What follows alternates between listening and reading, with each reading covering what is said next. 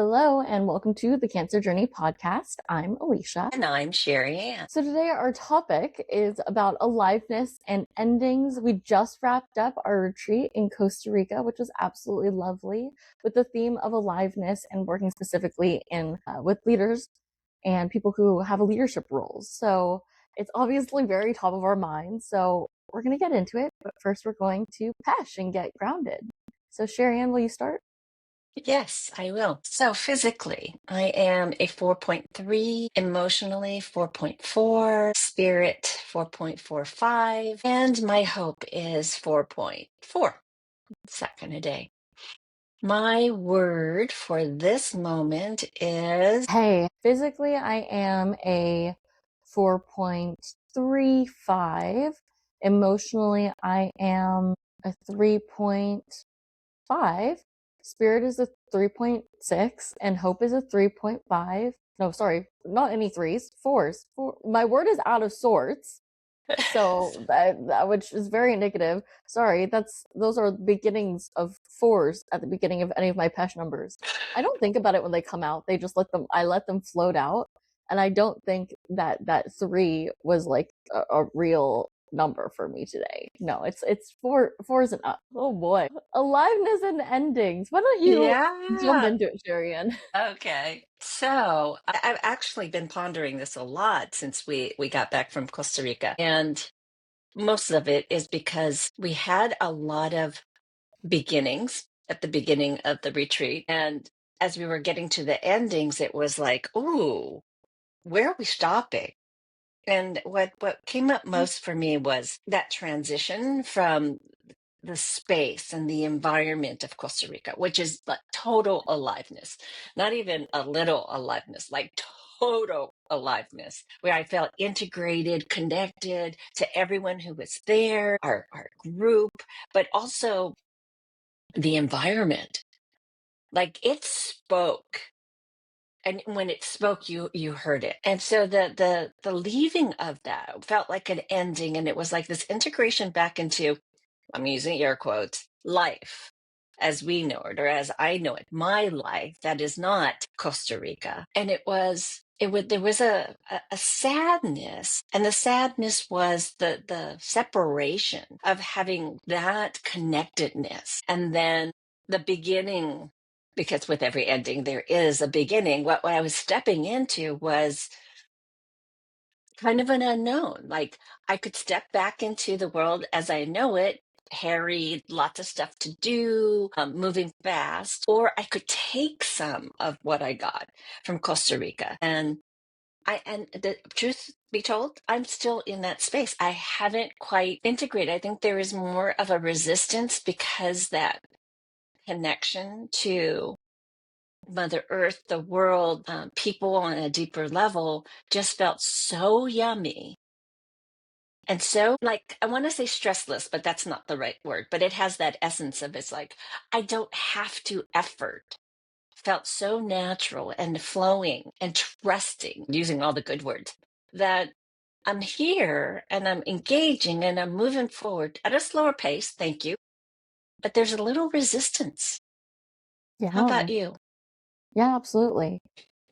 For me, yes, I think the word integration rings really true, and it's something we talked about a lot with our participants and everyone who was there with us on the retreat, all of our coaches, and the preparation to come back, right? Like as we're getting to the end of the retreat, it was like the conversation, which our coaches are brilliant, and I love to like have them in our sphere and to have them to talk with and process with, because we all very, very wisely know that while we can have this big, possibly life changing experience all together, it's really hard to get back to regular life.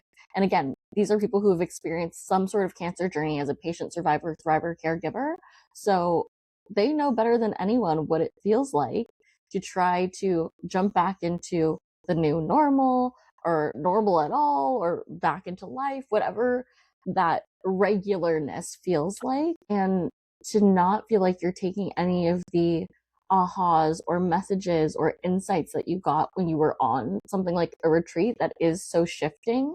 So I personally feel like there was preparation for that experience, however, in execution, always 1,000% different. So easy to talk, and then to really do it is very difficult. And I think almost all travel will do that, really, because I mean, a shift in time zones, a shift in the literal like energy of the space you're in, your surroundings, the people with like so much changes in that transition. And I do find myself thinking a lot about how I want to be as I continue to move forward in my life here and what is regular, and bring some of those insights with me and how I'm integrating them. So like for me personally, there's a lot like I think I've grown a lot over the last several years really, and continue to give myself more grace and trust in myself. But this retreat really did help me shift to a place of like, okay, where are you pushing against what not comes up naturally, and why aren't you allowing it to come up naturally? And all of the negative ego that comes up with that, and finding my edge, which is also a big topic that we talked about throughout that trip. And so for me now, I'm realizing that it's not putting the brakes on myself when I want to propel myself forward. It's letting myself have that motivation, that drive, that activator energy that wants to do and have respect for what I actually need. Because there's a part of me that needs that, but I also need space to be able to be like, I can do that and I can come back to myself and get grounded and land. It's not this whole spiral of like frenetic energy. I'm doing it because it serves a purpose. And I also need the time to be like, okay, now that I've done enough. And that needs to sit. And I need to prioritize my own rest, whatever that looks like, or I need to reserve my own energy and be honest with myself about where that can go instead of feeling like I have to stick to truncated timelines. Yes. Well, and what we're explaining here as you're talking, I'm so getting that journey from being in the cancer journey, being done with treatment, and then being not thrust, but it's the ring the bell. It's like, yay, you're done. Go live your life moment. And it's not black and white. It's not, yes, I was here and now I'm here. It is, I want to say slow back to integration, but it is like slow stepping. Like being conscious and aware that you've changed. A cancer journey will change you. It doesn't matter what you profess, you demand, what you stand for. I mean, it's like you just do change from the beginning to when you're integrating back into, I know you called it the new normal. I call it the new reality because this is the reality now. And being really conscious, like you said, of where am I going? What do I want? And doing it in the same way, like integrating, but you've just been cracked open. For the retreat, yes, we intentionally cracked everyone open because we chose to find our edge and to see how we get to move beyond it. But that was totally supported in a emotional, mental, and spiritual way. When you're going through a cancer journey, it's kind of like, okay, the physical, all right, you're done with the treatment, here you go. And they kind of catapult you because, again, back to truth be told, they need to make more room for the next patient. And so it can be stark and jarring, and the unknown has an element of being scary, and we can choose because there is some excitement. People are like, I'm done, yay, now I'm going to go live my life again. There's that. And then there's, I'm done, I still feel the same, I'm still raw, my body is still not back to where it was or where it's going to be. What do I do with this? So you've got that excitement perhaps, and then there's the trepidation, and it's just such a ball, and it can't not be done quickly. To be kind to ourselves. I mean, if we're jumping into a cold pool, that's exactly what it feels like. And I noticed that even though it was really hot in Costa Rica, nobody did the cold plunge. It's like, no, thank you. Don't want that. I want this warm, soothing, humid, like, no. Right. And when we did want change, both, you know, in ourselves internally and the external environment, there were places we could go that weren't so jarring.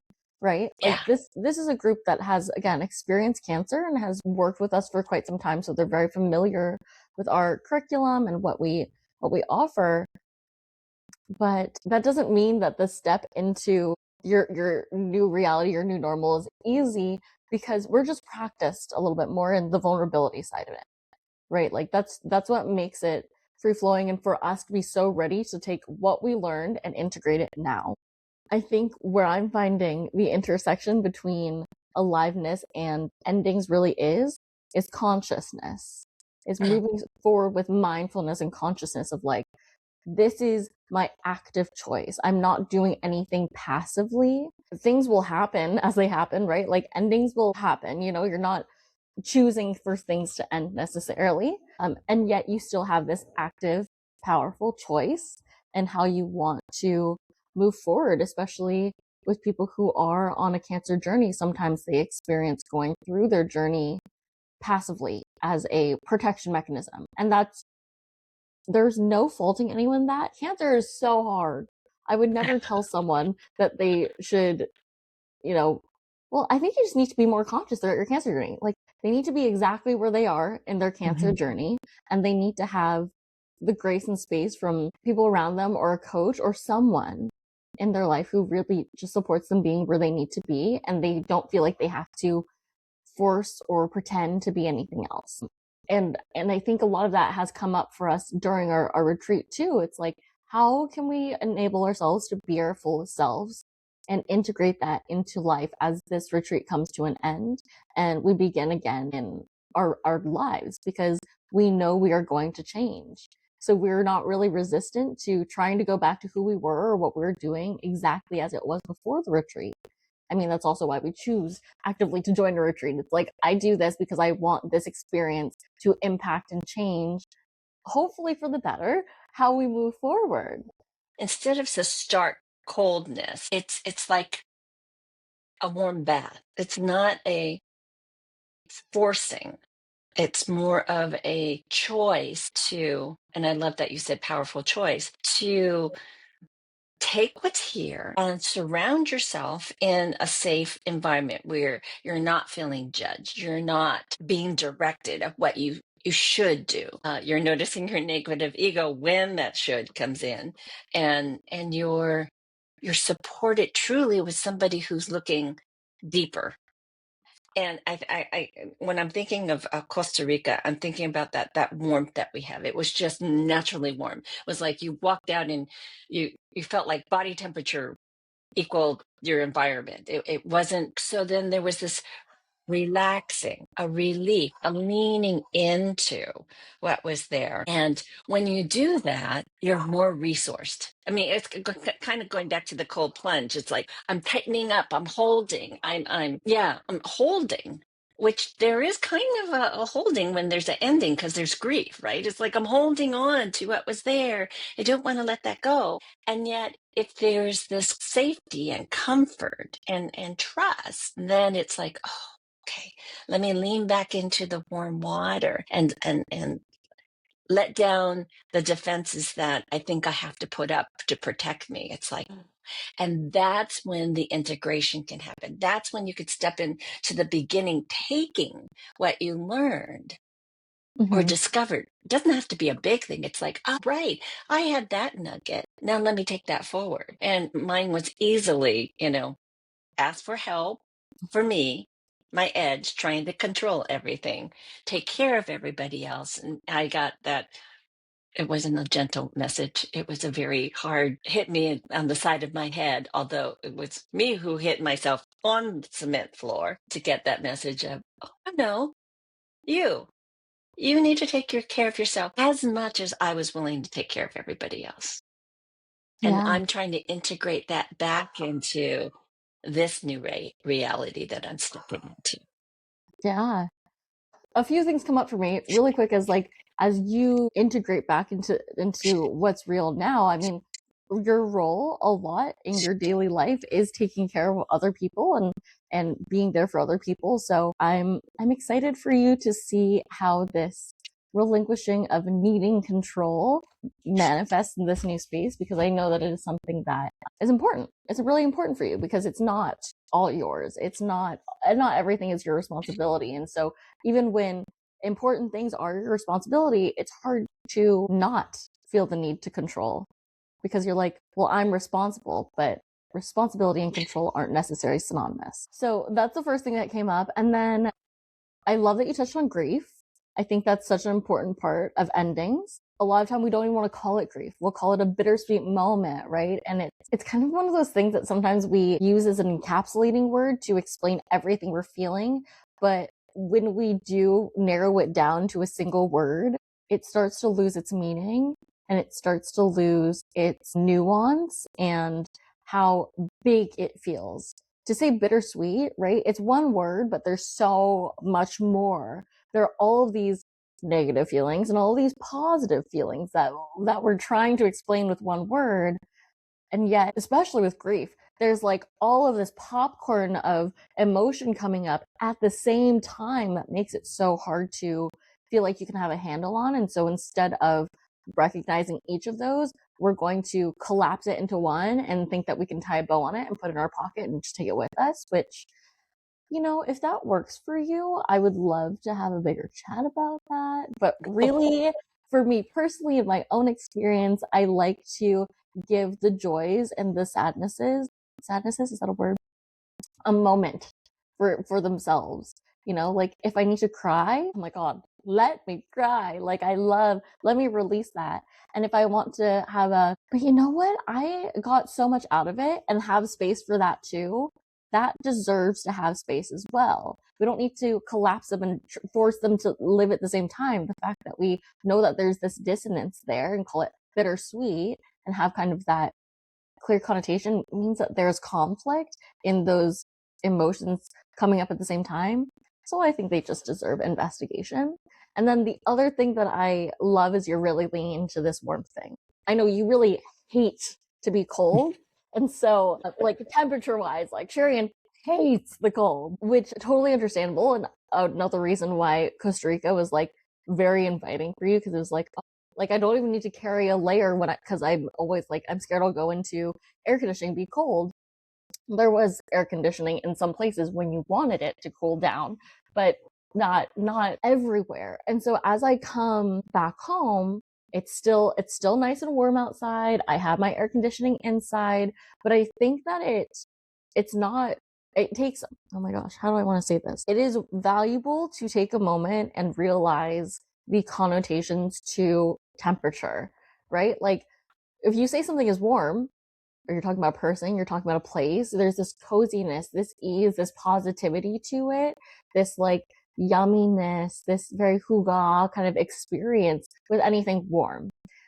Actually, I put warm in the middle. And then you have cold, right? When if you say someone's cold, it is not it's not a compliment.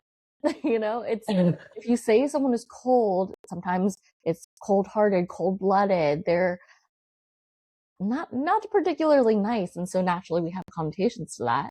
And then when we talk about hot, sometimes it's almost like out of reach, right? Like if something is like hot food, it's almost like, well, how hot can you handle? Like there's this like extremity to, of course, someone can be hot too. And sometimes when we say someone's hot, we feel like they're out of our league, you know, like there's this extreme.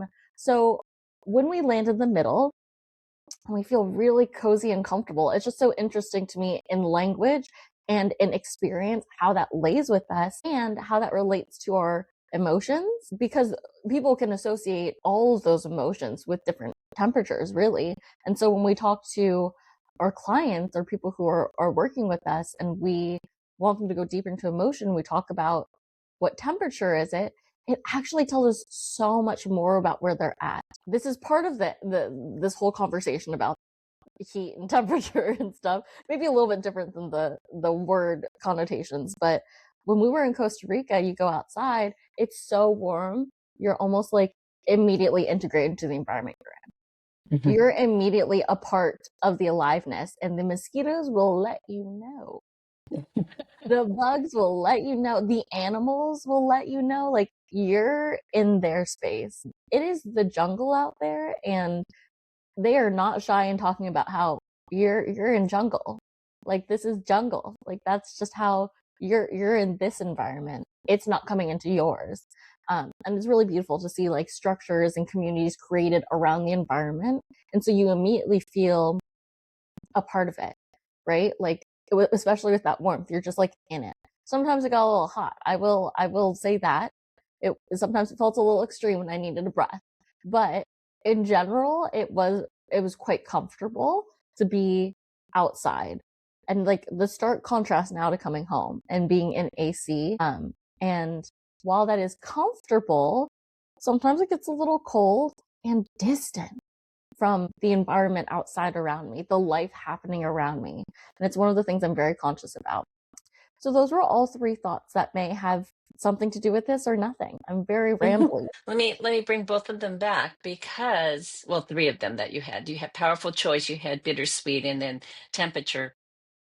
The powerful choice and temperature kind of went hand in hand, right? Kind of indicators of what felt powerful and what doesn't. One of the things that I often hear when I'm talking to somebody who has completed their cancer treatment journey and they are embarking or they're stepping into their new reality, and there is that grief, though they're more likely to say bittersweet than grief, and the sweetness that they speak of often is how special they felt. They had a lot of people paying attention, a lot of people checking in, asking how they're doing, being there to be of service, and how stark that is when you're done and people are like, okay, well, you're fine now. Go. I'm going to go back to my life because, I gave you all of this attention and support. That is hard. It's a hard integration of, okay, you made me feel very special. I was getting cards and letters and people would call or visit. And now, hello, is anybody there? Feels I we cold, right? Right, exactly. And I say this in almost like not warning, but preparation. Like this is what can happen. However, you as the individual making the transition can stoke the flames, if I use that analogy, to keep some warmth going on. It's like don't rely on other people to only do that. It's like it's a connection. It is two people connecting or more, but it's it's something that can be stoked and kept going. And that's like, okay, I really like that part about that journey. And I'm going to take that with me into my new reality, into my new beginning, into the way that I'm going to live my life now, because that fed me, that felt good, that was healing. So, I mean, I think that's the part that I'm in with understanding what Costa Rica was for me personally and offering it up to everybody else. It's like my learnings or my insights get to be part of yours. And I really love that we have these opportunities to just talk about what's right here so that we're all a little more resourced just to tap into ourselves. And it's like, what's here? Because I have a lot of answers and I don't have to look for it out there. They're here, living in here. That sounds like a takeaway, doesn't it? If you want it to be, do you want to add anything else takeaway? No, that feels like a good bow for right now. So I'll just jump right into my pesh, my closing pesh. So physically, I'm a 4-4. Emotionally, I'm feeling that warm water, the warm air. 4-6. Spirit feels like a 4-7. Hope feels like a 4-7. And my word is no surprise. Warm or warmth. Your turn. Okay, my takeaway. I know I bounced around a lot, but I think that you did a really great job at kind of like piecing together everything that I kind of just said. And so what's coming up again for me is that aliveness is consciousness, right? It's about being an active participant in your life because the messages and the way that you receive and perceive anything coming on in the world, anything happening to you or with you that you're doing is deeply personal and only you can make that choice to be active. And it's not like being on all the time, right? It's not like I can handle everything. It's more just being in tune and being like, okay, I'm conscious that I'm feeling unsettled. What do I need to feel unsettled? And maybe this goes into one of our other recent episodes about like kind of the expectations. So when you are being conscious, you get to say, you get to try things even, right? Like I want to try and slow down. I have been going, maybe my body doesn't necessarily be like, you need to rest. My brain isn't like, you need to rest, but my being is like, okay, we've been going for a while.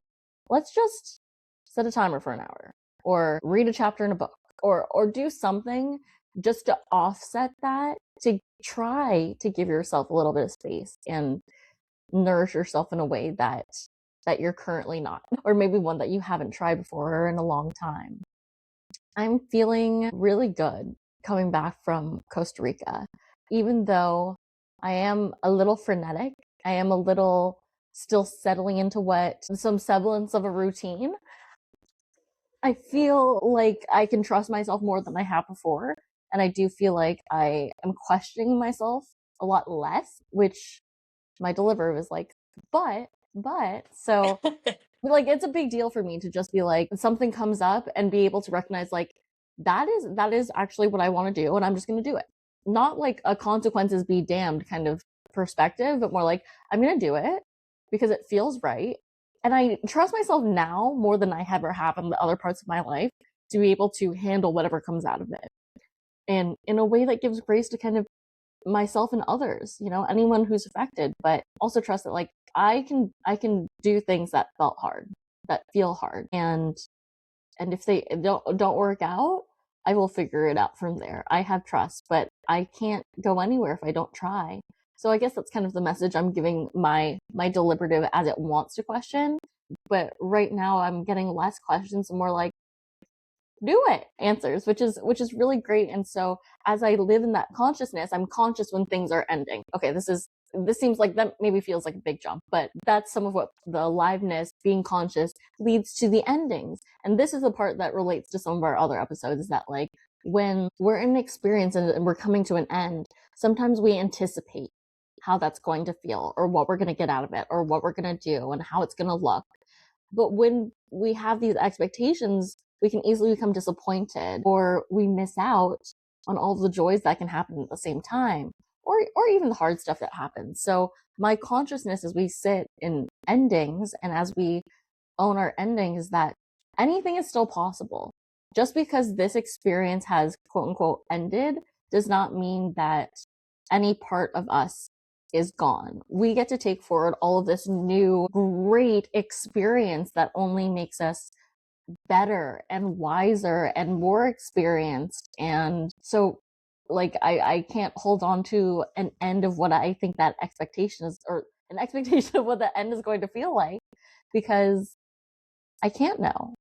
I can only do what I have power in now. So that felt like a long-winded, rambly takeaway, but it's actually a big part of the processing for me that helps me kind of just get where I need to get, is to be able to just thank you for listening to me say these things that are just coming out. Physically, I am a 4.5. Emotionally, a 4.65. Spirit is a 4.55. And hope is a 4.65. And my word is release. Thank you so much for joining us today. And we'll see you next week for our next episode. The rest of your day, and remember always, you're more powerful than you realize.